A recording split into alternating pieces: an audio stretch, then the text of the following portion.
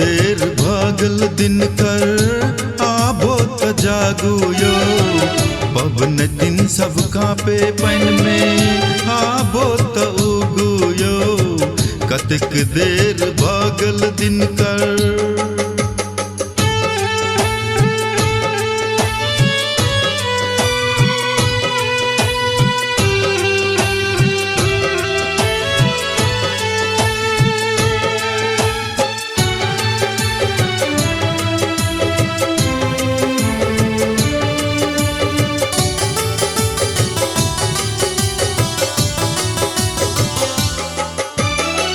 भर दिन हम सहलौं मैया खरना जे करलौं। रात में मैया अहाँ के पूरी खीर चढ़ेलौं। भर दिन हम सहलौं मैया खरना जे करलौं। रात में मैया अहाँ के पूरी खीर चढ़ेलौं। कतक देर भागल दिन कर आबो त जागू यो। पवन दिन सब कांपे पैन में आबो त उगू यो। कतक देर भागल दिन कर।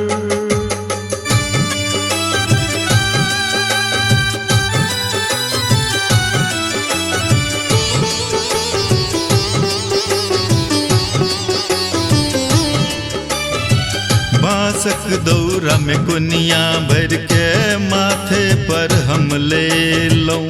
काली मंदिर पोखर के घाट पर हम एलौं। बांसक दौरा में कुनिया भर के माथे पर हम ले लौं। काली मंदिर पोखर के घाट पर हम एलौं। कतक देर भागल दिन कर आबो त जागू यो। पवन दिन सब कांपे पैन में आबो त उगू यो। कतक देर भागल दिन कर।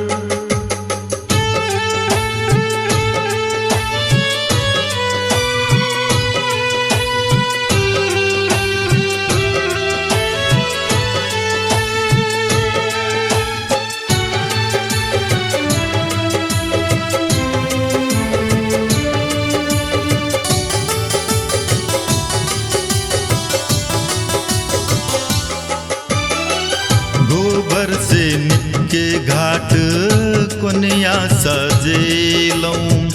दीनानाथ तोरे हम अर्घो चढ़ेलौं।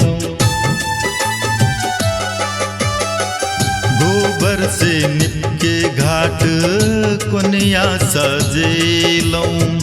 दीनानाथ तोरे हम अर्घो चढ़ेलौं। कतक देर भागल दिन कर आबो त जागू यो। पवन दिन सब कांपे पैन में आबो त उगू यो। कतक देर भागल दिन कर।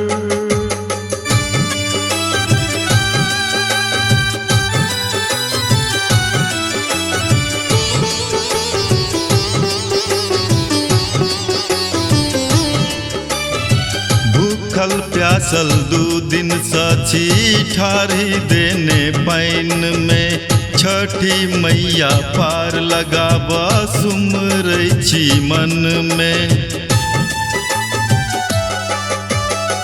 भूखल प्यासल दू दिन सची ठारी देने पैन में।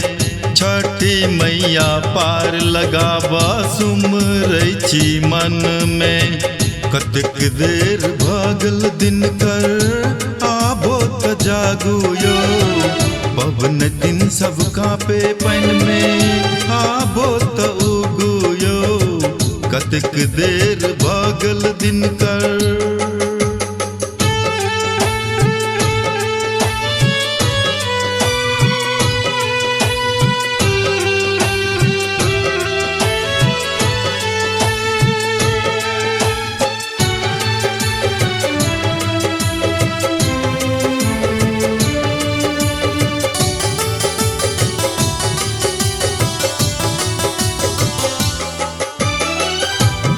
पनिया में डुबकी लगा के कलो हम जोर लऊं, उगलऊं जे आहा सूरज देव हाथों हम उठे लऊं।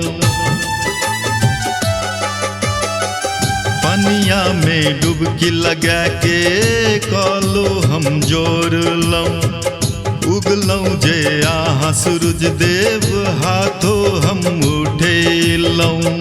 कतक देर भागल दिन कर आबो त जागू यो, रंजित के मनसा पूरा आबो त करू यो।